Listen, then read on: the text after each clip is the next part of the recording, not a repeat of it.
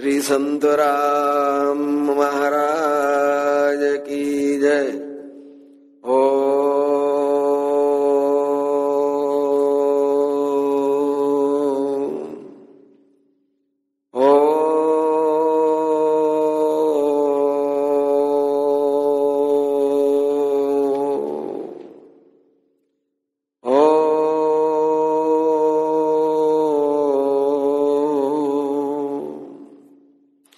विघ्नेश्वराय वरदाय सुरप्रियाय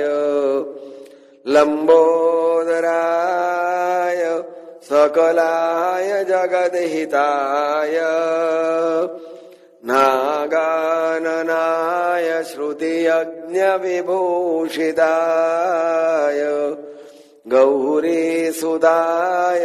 गणनाथ नमो नमस्ते। योगी व्यूहैकवन्द्यम् प्रथितमपि गुणैः सेवितम् लोकसङ्घैः दत्तात्रेयावतारम् कलियुगजने भ्यो वदन्तम्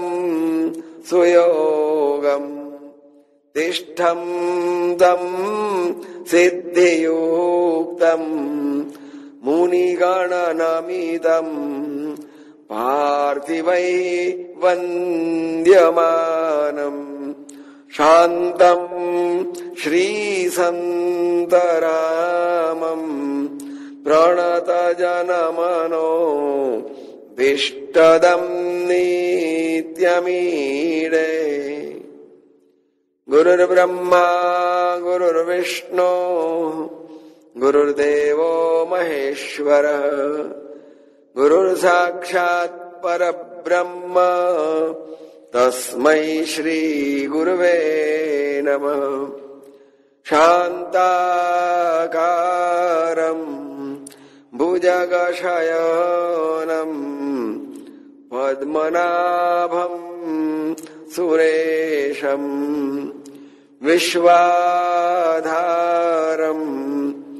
गगनसदृशम् मेघवर्णम् शुभांगम् लक्ष्मीकान्तम् कमलनयनम् योगिभिर्ध्यानगम्यम् वन्दे विष्णुम् भवभयहरम् सर्वलोकैकनाथम्।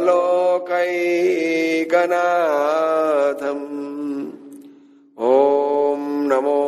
भगवते वासुदेवाय। श्रीविष्णोर्दिव्य सहस्रनाम स्तोत्रम् श्रीगोपालकृष्णाय नमः। यस्य स्मरणमात्रेण जन्म संसार बन्धनात् विमुच्यते नमस्तस्मै विष्णवे प्रभविष्णवे। नमः समस्तभूतानाम् आदिभूताय बुभृते अनेकरूपरूपाय विष्णवे प्रभविष्णवे। वैशम्पायन उवाच श्रुत्वा धर्मान् शेषेण पावनानि च सर्वशः युधिष्ठिरः शान्तनवम् पुनरेवाप्यभाषत। युधिष्ठिरुवाच किमेकम् दैवतम् लोके किं वाप्येकम् परायणम् स्तुवन्तः कम् कमर्चन्तः प्राप्नुयुर्मानवः शुभम्। को धर्मः सर्वधर्माणाम् भवतः परमो मतः किम् जपन्मुच्यते जन्तुर्जन्म संसार बन्धनात्। भीष्म उवाच जगत्प्रभुम् देवदेवम् अनन्तम् पुरुषोत्तमम् स्तुवन्नाम सहस्रेण पुरुषः सततोत्थितः। त्वमेव चार्चयन्नित्यम् भक्त्या पुरुषमव्ययम् ध्यायन् स्तुवन्मस्यंश्च यजमानस्तमेव च। अनादिनिधनम् विष्णुम् सर्वलोकमहेश्वरम् लोकाध्यक्षं स्तुवन्नित्यं सर्वदुःखादिको भवेत् ब्रह्मण्यं सर्वधर्मज्ञं लोकानां कीर्तिवर्धनं लोकनाथं महद्भूतं सर्वभूतभवोद्भवम् एष मे सर्वधर्माणां धर्मोऽधिकतमो मतः यद्भक्त्या पुण्डरीकाक्षं स्तवैरर्चेन्नरः सदा परमं यो महत्तेजः परमं यो महत्तपः परमं यो महद्ब्रह्मः परमं यः परायणम् पवित्राणां पवित्रं यो मङ्गलानां च मङ्गलम् दैवतं देवतानां च भूतानां यो यः पिता यतः सर्वाणि भूतानि भवन्त्यादियुगागमे यस्मिंश्च प्रलयं यान्ति पुनरेव युगक्षये तस्य लोकप्रधानस्य जगन्नाथस्य भूपते विष्णोर्नाम सहस्रं मे शृणु पापभयापहम् यानि नामानि गौणानि विख्यातानि महात्मनः ऋषिभिः परिगीतानि तानि वक्ष्यामि भूतये। ॐ नमो भगवते वासुदेवाय। ॐ विश्वं विष्णुरषट्कारो भूतभव्यभवत्प्रभुः भूतकृतभूतभृद्भावो भूतात्मा भूतभावनः भूतात्मा परमात्मा च मुक्तानां परमागतिः अव्ययः पुरुषः साक्षी क्षेत्रज्ञोऽक्षर एव च योगो योगविदां नेता प्रधान पुरुषेश्वरः नारसिंहः वपुः श्रीमान् केशवः पुरुषोत्तमः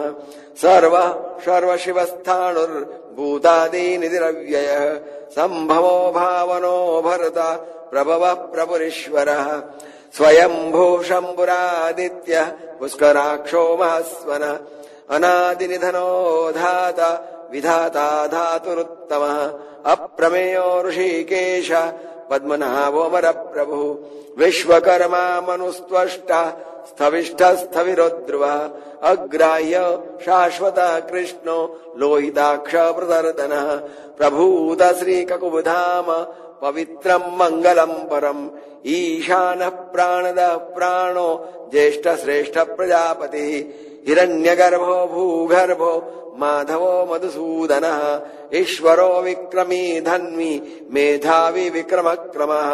अनुत्तमो दुराधर्ष कृतज्ञ कृतिरात्मवान् सुरेशः शरणं शर्म विश्वरेतः प्रजाभव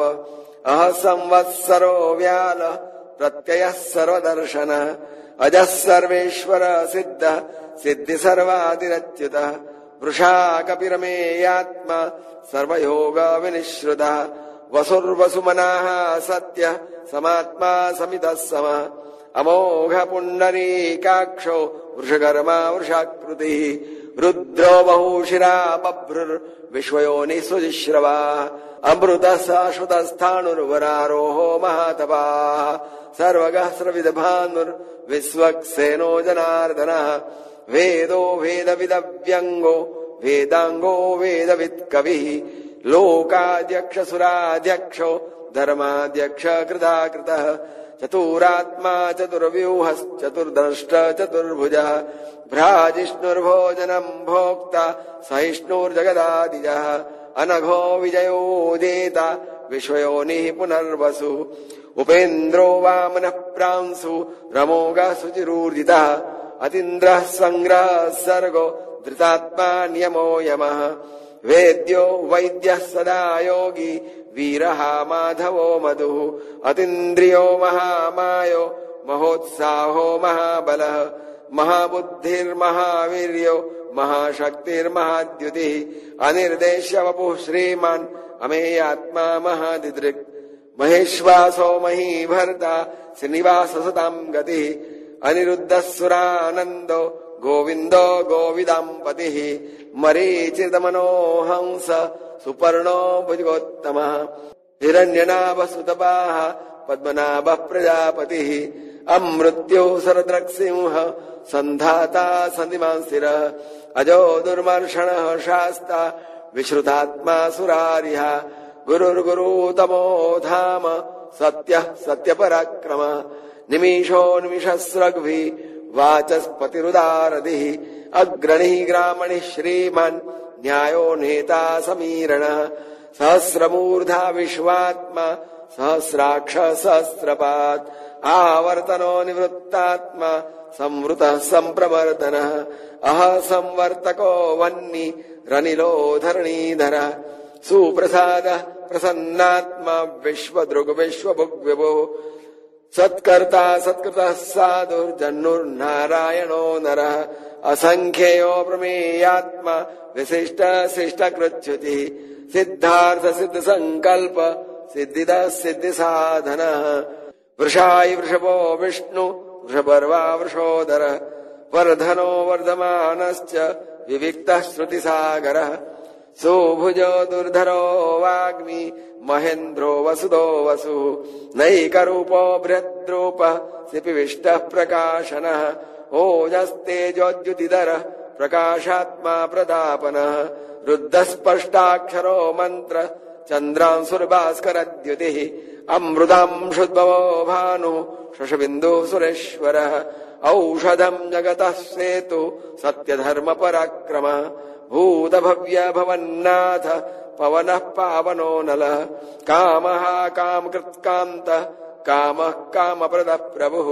युगादिकृद्युगावर्तो नैकमायो महाशनः अदृश्यो व्यक्तरूपश्च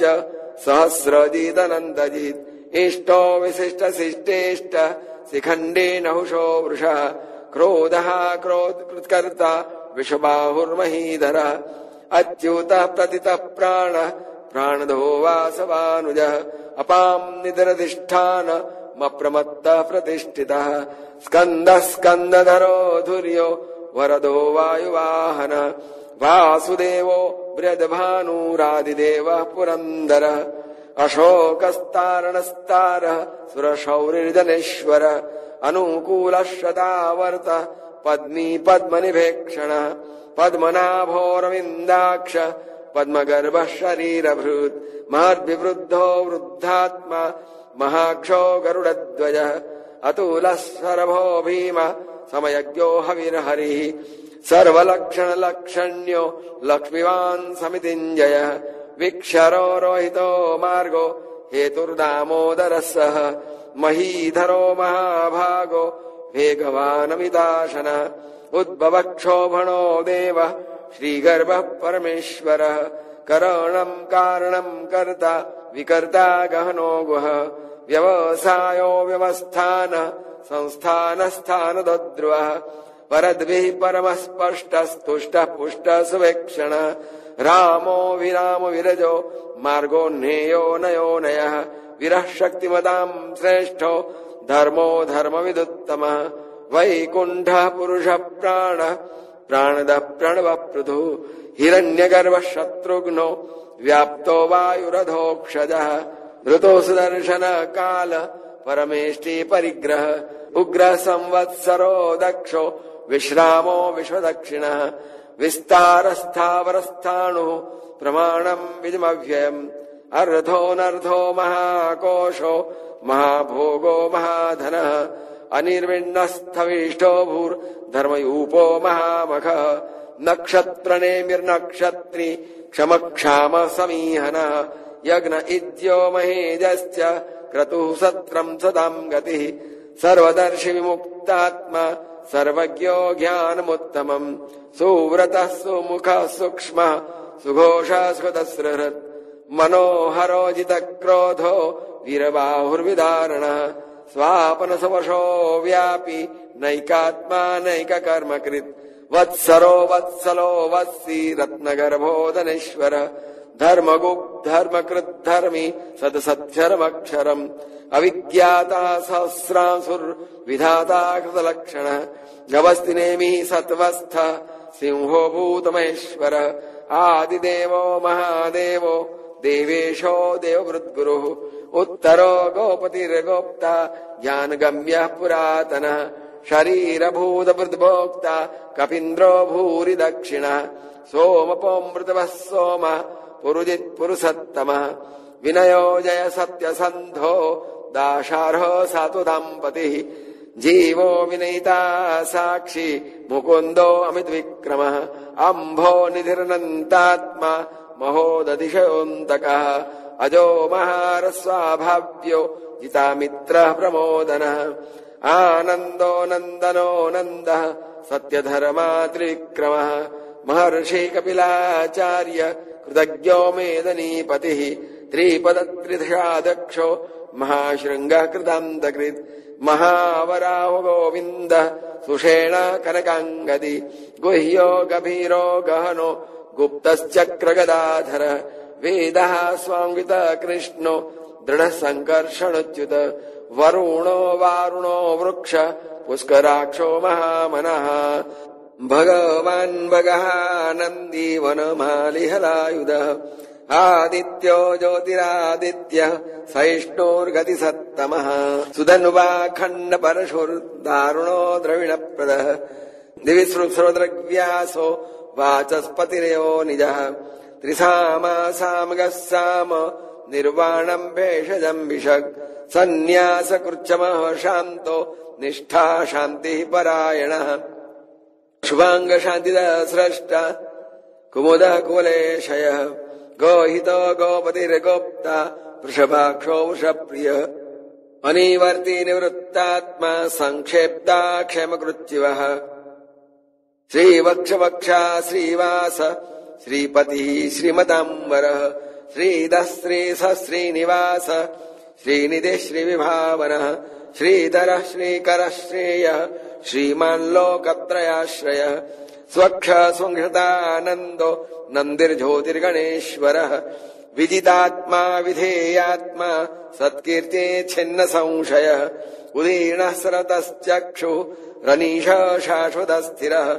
भूषयो भूषणो भूतिर्विशोकः शोकनाशनः अर्चिस्मानचितः कुम्भो विशुद्धात्मा विशोधनः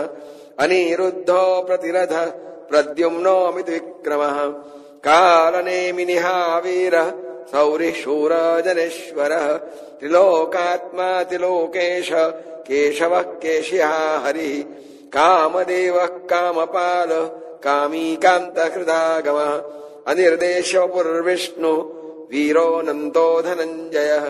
ब्रह्मण्यो ब्रह्मविद्ब्रह्मा ब्रह्म ब्रह्मविवर्धनः ब्रह्मविद् ब्राह्मणो ब्रह्मी ब्रह्मज्ञो ब्राह्मणप्रियः महाक्रमो महाकर्म महातेजा महोरगः महाक्रतुर्महायज्वा महायज्ञो महाहविः स्तव्यः स्तवः प्रियः स्तोत्रम् स्तुतिस्तोतार्णप्रियः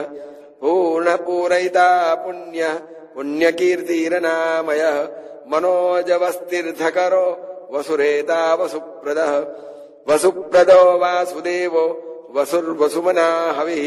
सद्गतिः सत्कृतिः सत्ता सद्भूतिः सत्परायणः सूरसेनो यदुश्रेष्ठः सन्निवासः स्वयामुनः भूतावासो वासुदेवः सर्वासु निलयो नरः दर्पः दर्पदो द्रप्तो दुर्धरोधा पराजितः विश्वमूर्तिर्महामूर्तिर्दीप्तमूर्तिरमूर्तिमान् अनेकमूर्तिरव्यक्तः शतमूर्तिः शताननः एकोनैकः सवकः किम् यत्तत्पदमनुत्तमम् लोकबन्धुर्लोकनाथो माधवो भक्तवत्सलः सुवर्णवर्णो हेमाङ्गो वराङ्गश्चन्दनाङ्गदी वीरः विषमः शून्यो धृताशिरचलश्चलः अमानी मानदो मान्यो लोकस्वामिति लोकदृक् सुमेधा मेधजो धन्यः सत्यमेधाधराधरः तेजो वृषोदुदिदरः सर्वशस्त्रभृताम्बरः प्रग्रहो निग्रहो व्यग्रो नैकशृङ्गो गदाग्रजः चतुर्मूर्तिश्चतुर्बाहुश्चतुर्व्यूहश्चतुर्गतिः चतुरात्मा चतुर्भावश्चतुर्भेदविदेकपात् समावर्तो निवृत्तात्मा दुर्जयो दुर्तिक्रमः दुर्लभो दुर्गमो दुर्गो दुराभासो दुरारिः शुभाङ्गो लोकसारङ्ग सुतन्तुस्तन्तुवर्धनः इन्द्रकर्मा महाकर्मा कृतकर्मा कृतागमः उद्भवः सुन्दरः सुन्दो रत्ननाभः सुलोचनः अर्को वाचसन शृङ्गी जयन्तः सर्वविजयी सुवर्णबिन्दुरक्षोभ्य सुरवागीश्वरेश्वरः महाहृदो महागर्तो महाभूतो महानिधिः कुमुदः कुन्दरः कुन्दः पर्जन्यः पावनो निलः अमृताशोऽमृतवपुः सर्वज्ञः सर्वतोमुखः सुलभः सुरतः सिद्धः शत्रुतापनः न्यग्रोधोदुम्बरोऽश्वत्थः चाणुरान्ध्रनिषूदनः सहस्रार्चिः सप्तजीवः सप्तेधः सप्तवाहनः अमूर्तिरनघोचिन्त्यो भयकृद्भयनाशनः अणुर्बृहत्कृशस्थूलो गुणभृन्निर्गुणो महान् अद्रुतस्वद्रुतस्वास्य प्राग्वंशो वंशवर्धनः भारभृत्कथितो योगी योगिसः सर्वकामदः आश्रमश्रमणक्षाम सुपर्णो वायुवाहनः धनुर्धरो धनुर्वेदो दण्डो दमयितादमः अपराजितः सर्वसहो नियन्ता नियमो यमः सत्त्ववान् सात्विकः सत्यः सत्यधर्मपरायणः अभिप्रायः प्रियार्होर्हः प्रियकृत्प्रीतिवर्धनः विहाय सगतिर्ज्योतिः सुरुचि हृदभुग्विभुः रविर्विरोचनः सूर्यः सविता रविलोचनः अनन्तहुद्भुग्भोक्ता सुखदो नैकजोग्रजः अनिर्विण्णः सदामर्षि लोकाधिष्ठानमद्भुतः सनातनतमः कपिलः कपिरव्ययः स्वस्तिदः स्वस्तिकृत् स्वस्ति स्वस्तिभुक् स्वस्ति दक्षिणः अरौद्रः कुण्डली चक्रि विक्रमूर्जितशासनः शब्दातिकः शब्दसः शिशिरः सर्वरीकरः अक्रूरः पेशलो दक्षो दक्षिणक्षमिणाम्बरः विद्वत्तमो वीतभयः पुण्यश्रवणकीर्तनः उत्तारणोदश्रुतिः पुण्योदुः स्वप्ननाशनः वीरः रक्षणः सन्तो जीवनः पर्यवस्थितः अनन्तरूपो अनन्तश्री जितमन्युर्भयापः चतुरस्रो गभीरात्मा विदिशो व्यादिशो दिशः अनादि भूर्भुवो लक्ष्मी सुविरोरुचिराङ्गदः जननो जनजनमादिर्भीमो भीमपराक्रमः आधारनिलयो धाता पुष्पहासः प्रजागरः ऊर्ध्वगः सत्पथाचारः प्राणदः प्रणवः पणः प्रमाणम् प्राणनिलयः प्राणभृत् प्राणजीवनः तत्त्वम् तत्त्वविदेकात्मा जन्म मृत्युजरादिगः भूर्भुवः स्वसरुस्तारः सविता प्रपितामहः यज्ञो यज्ञपतिर्यज्वा यज्ञाङ्गो यज्ञवाहनः यज्ञभृत् यज्ञकृद्यज्ञि यज्ञभुक् यज्ञसाधनः यज्ञान्तकृत् यज्ञगुह्यम् अन्नमन्नादमेव च आत्मयोनिः स्वयम् जातो वैखानः सामगायनः देवकीनन्दनः स्रष्टा क्षितिशः पापनाशनः शङ्खभृन्नन्दकी चक्री सारङ्ग धनवागदाधरः रथाङ्गपाणिरक्षोभ्य सर्वप्रहरणायुधः सर्वप्रहरणायुध ॐ नमः इतीदम् कीर्तनीयस्य केशवस्य महात्मनः नाम्नाम् सहस्रम् दिव्यानाम् अशेषेण प्रकीर्तितम् य इदम् शृणुयान्नित्यम् यश्चापि परिकीर्तयेत् नाशुभम् प्राप्नुयात् किञ्चित् सौमुत्रेह च मानवः वेदान्तगोः ब्राह्मणः स्यात् क्षत्रियो विजयी भवेत् वैश्यो धनसमृद्धः स्यात् क्षुद्रसुखमवाप्नुयात् धर्मार्थी प्राप्नुयात् धर्मम् अर्थार्थी चार्थमाप्नुयात् कामानुवाप्नुयात् कामी प्रजार्थी प्राप्नुयात् प्रजाम् भक्तिमान्यः सदोत्थाय शुचिस्तद्गतमानसः सहस्रम् वासुदेवस्य नाम्नामेतत् प्रकीर्तयेत् यशः प्राप्नोति विपुलम् ज्ञाति प्राधान्यमेव च अचलाम् श्रियमाप्नोति श्रियप्राप्नोतनुत्तमम् न भयम् क्वचिदाप्नोति वीर्यम् तेजश्च विन्दति भवत्यरोगोद्वितिमान् बलरूपगुणान्वितः रोगार्तो मुच्यते रोगात् बद्धो मुच्येत बन्धनात् भयान्मुच्येत भीतस्तु मुच्येत् आपन्न आपदः दुर्गान्यतितरत्याशु पुरुषः पुरुषोत्तमम् स्तुवन्नाम सहस्रेण नित्यम् भक्ति समन्वितः वासुदेवाश्रयो मर्त्यो वासुदेवपरायणः सर्वपापविशुद्धात्मा यान्ति ब्रह्म सनातनम् न वासुदेव भक्तानाम् अशुभम् विद्यते क्वचित् जन्म मृत्यु जरा व्याधि भयम् नैवोपजायते इमम् स्तवमधीयानः श्रद्धा भक्ति समन्वितः युज्येत् आत्मसुखक्षान्ति श्रीधृतिः स्मृतिकीर्तिभिः न क्रोधो न च मात्सर्यम् न लोभो नाशुभा मतिः भवन्ति कृतपुण्यानाम् भक्तानाम् पुरुषोत्तमे द्यौः सचन्द्रार्कनक्षत्रा खम् दिशोभुर्महोदधिः वासुदेवस्य वीर्येण विधृतानि महात्मनः ससुरासुरगन्धर्वम् सयक्षोरगराक्षसम् जगद्वसे वर्ततेदम् कृष्णस्य सचराचरम् इन्द्रियाणि मनोबुद्धि सत्त्वम् तेजो बलम् धृतिः वासुदेवात्मकान्याहुः क्षेत्रम् क्षेत्रज्ञेव च सर्वागमानमाचारः प्रथमम् परिकल्पते आचारप्रभवो धर्मो धर्मस्य प्रपुरच्युतः ऋषयः पितरो देवा महाभूतानि धातवः जङ्गमा जङ्गमम् चेदम् जगन्नारायणोद्भवम् योगो ज्ञानम् तथा साङ्ख्यम् विद्या शिल्पादिकर्म च वेदः शास्त्राणि विज्ञानम् एतत् सर्वम् जनार्दनात् एको विष्णुर्महद्भूतम् पृथग्भूतान्यनेकशः त्रिलोकान् व्याप्य भूतात्मा भुङ्क्ते विश्वभुगव्ययः इमम् स्तवम् भगवतो विष्णुर्व्यासेन कीर्तितम् पठेद इच्छेत् पुरुषः श्रेयप्राप्तुम् सुखानि च